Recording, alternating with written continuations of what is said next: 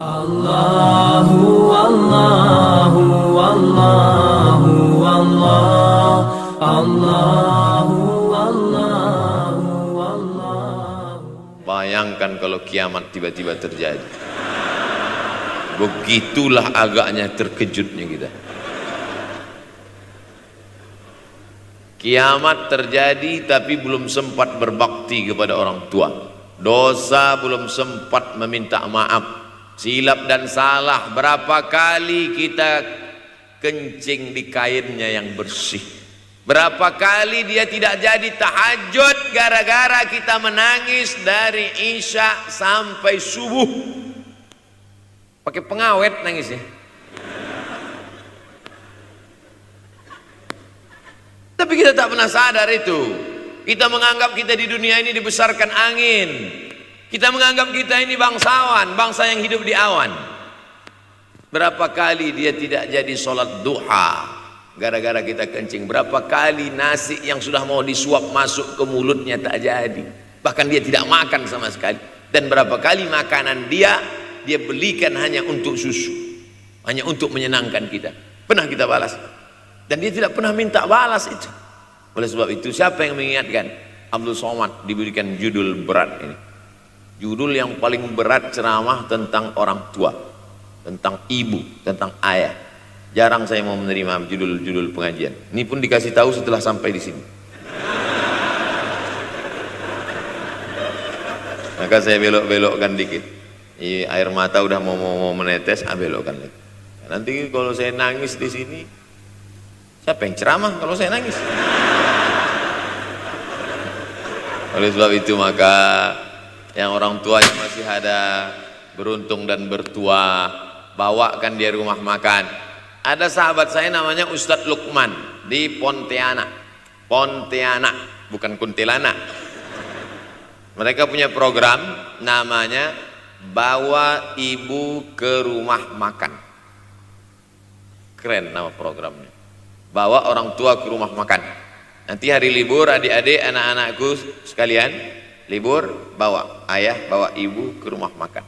Ketika Ustadz Lukman cerita itu ke saya, Ustadz Somad, kita punya program baru nih. Apa nama programnya Ustadz? Bawa ibu ke rumah makan.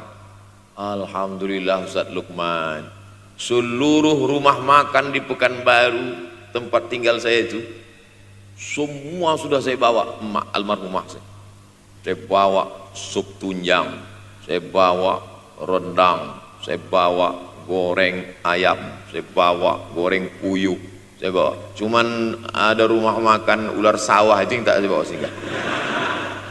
Lain dari itu sudah saya bawa. Tak ada penyesalan dalam hati, senangkan hatinya. Apa pakaian yang dia suka?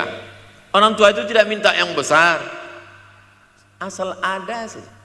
Pulang dari Yogyakarta sampai ke rumah, ini tadi ada nampak sedikit tanda terkenang. Kalau banyak makan sendiri.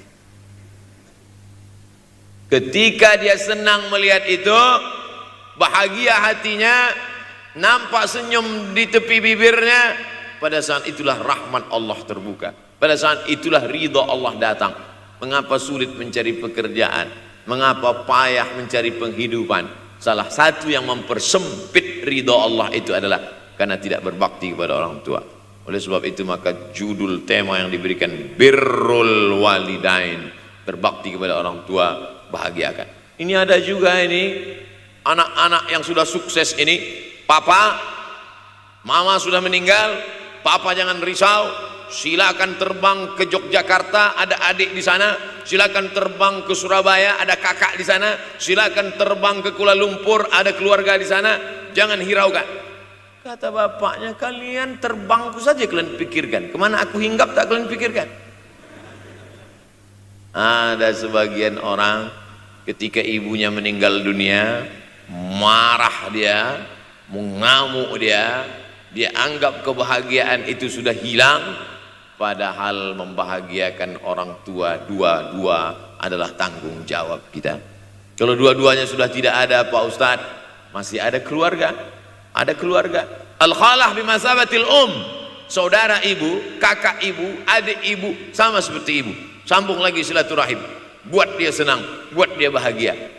Man ahabba yubsatalahu fi rizqihi, siapa yang mau lapang rezekinya, wa yunsa'alahu fi atharihi, dipanjangkan umurnya, falyasil rahimahu, hendaklah dia menyambung tali silaturahim. Saya ceramah di satu kota. Sampai di kota itu saya melihat rumah besar, megah, mewah, seperti istana. Cuman saya segan mau nanya, gak mungkin saya tanya, Pak, ini hasil dari apa? Saya tengok, saya ngangguk. Kawan-kawan saya yang ikut di situ seperti ngelihat kucing semuanya. Besar, mantap. Setelah duduk, makan, habis makan, minum, habis itu Sohibul Bait yang punya rumah pun cerita, Ustadz Abdul Somad, iya Pak, dulu ini hanya bambu-bambu yang dikasih daun, yang dikasih terpal. Tempat apa Pak? Tempat ibu saya buat pengajian. Setiap tahun dibuat begitu. Pasang tiang-tiang kayu, pasang terpal, daun-daun, pengajian ramai. Sampai akhirnya saya berkata, Bu, pengajian kita hentikan saja, stop. Saya tidak sanggup lagi pasang tenda, pasang terpal ini. Tapi akhirnya apa kata ibu saya, nanti setelah saya tidak ada, pengajian ini terus kamu buat. Allah bukakan pintu rezeki Ustaz Somad. Inilah yang terjadi sekarang. Saya belikan orang tua saya itu rantai, saya belikan gelang, saya belikan cincin. Bulan depan saya datang, sudah nggak ada lagi. Mana gelangnya Mak? Nggak ada. Mana rantainya Mak? Nggak ada. Mana cincinnya? Nggak ada. Kemana? Itu kan emas mahal. Sudah saya jual. Untuk apa? Untuk bersedekah ke fakir miskin. Rupanya gelangnya, rantainya itu habis dia berikan sedekah fakir miskin. Tobatkah si bapak untuk berbakti? Tidak. Bulan depan dia belikan lagi. Sampai akhirnya diberikan Allah balasan melimpah ruah. Ternyata ini rahasia dari keberhasilan hidup, karena menyenangkan hati orang tua. Saya tak sebut nama, saya tak sebut lokasi, tapi yang mau berkunjung nanti saya kasih lokasi tepatnya.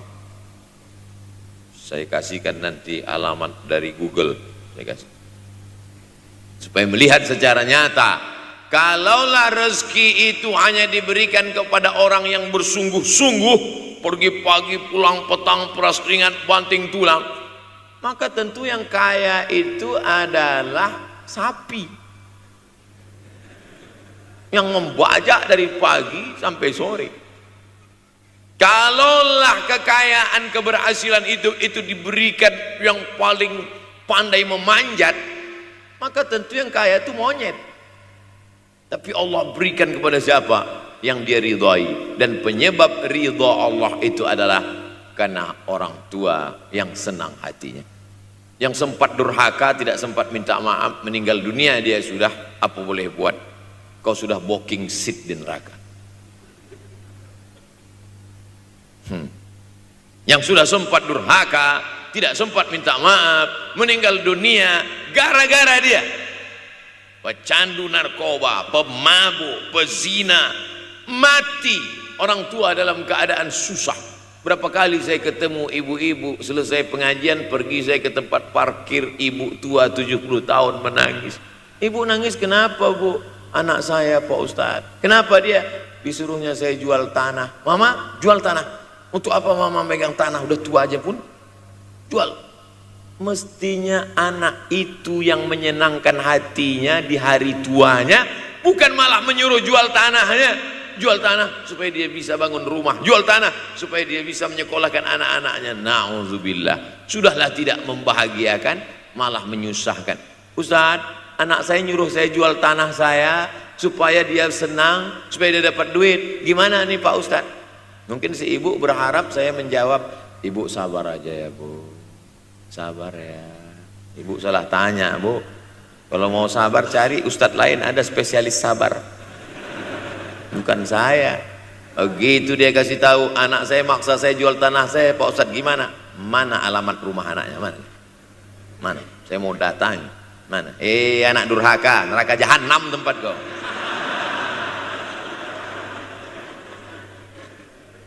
Tak mau dia ngasih alamat.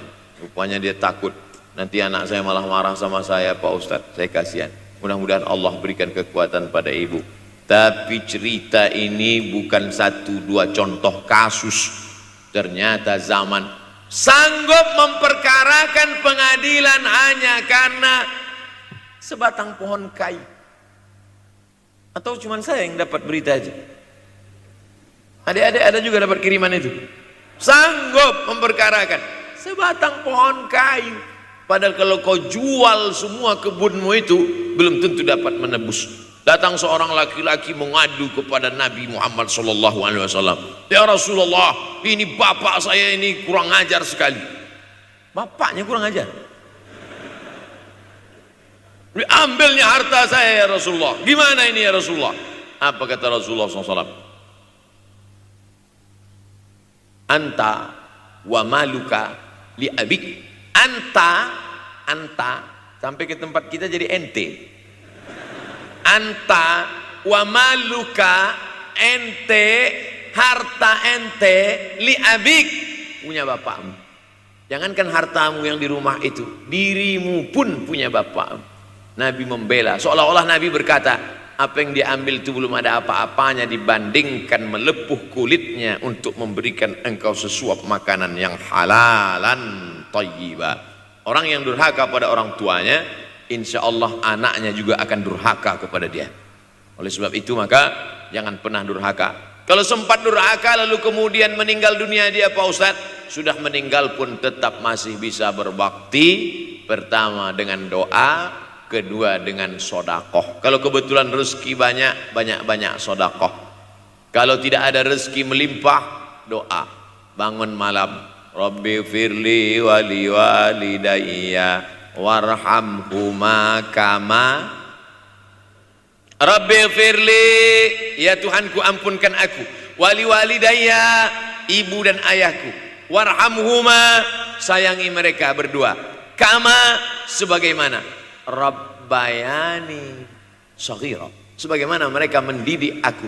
Coba kita lihat susunan kalimatnya, seperti ada kekeliruan kalimat. Na'udzubillah, mana mungkin kalimat Allah keliru.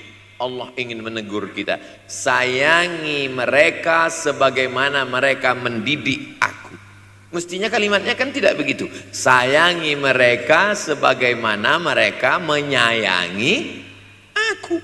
Tapi ternyata sayang belum tentu mendidik, tapi mendidik pasti sayang. Karena bunyi kalimatnya, sebagaimana mereka mendidik aku. Jadi banyak juga anak-anak ini tidak sayang karena salah didik.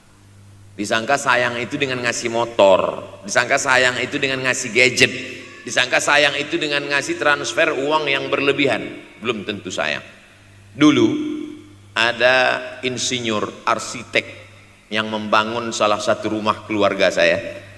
Kuliahnya di Jogja, cerita dia. Dulu saya kuliah di Jogja, Ustadz Abdul Somad, insinyur.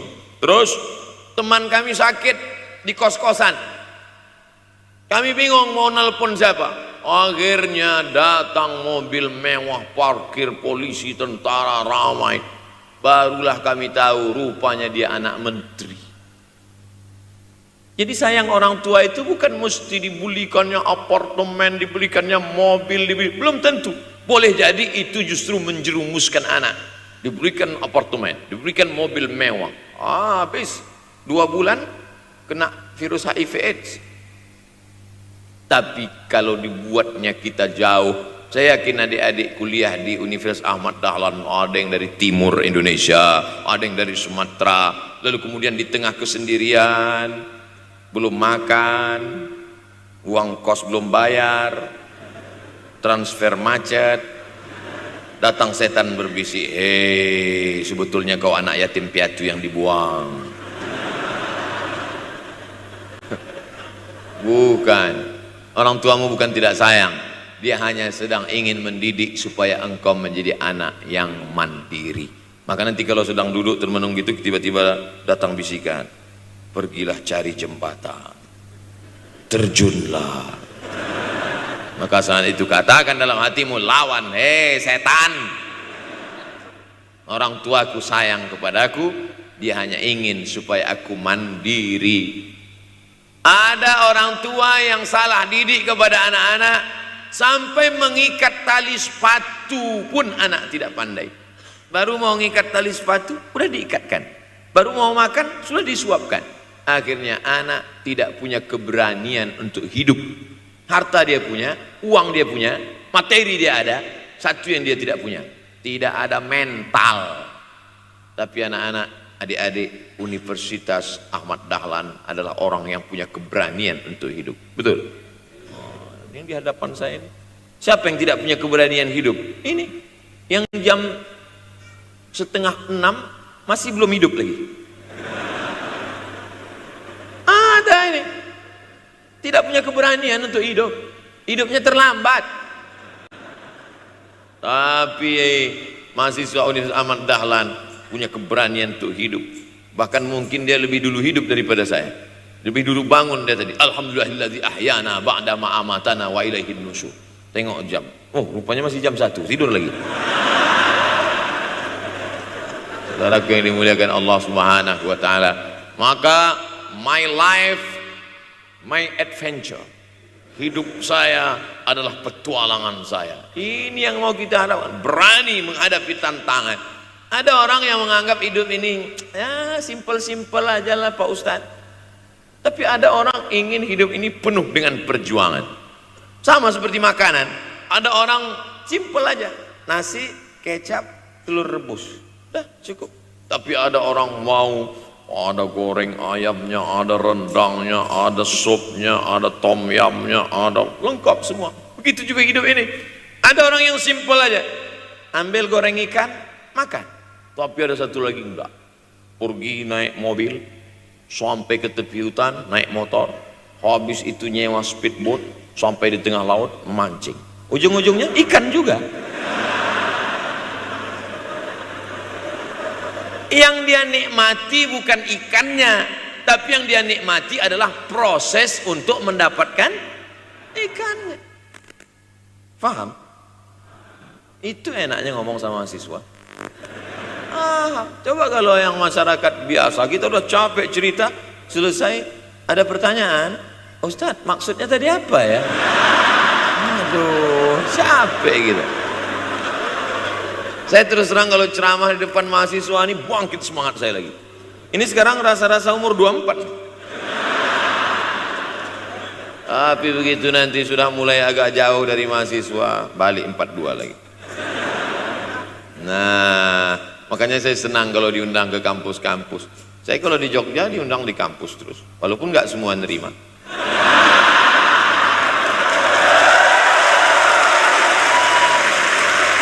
Saudara yang dimuliakan Allah Subhanahu wa taala, maka kita harus sering-sering bersama. Apa ini takbir? Takbir itu ngusir setan.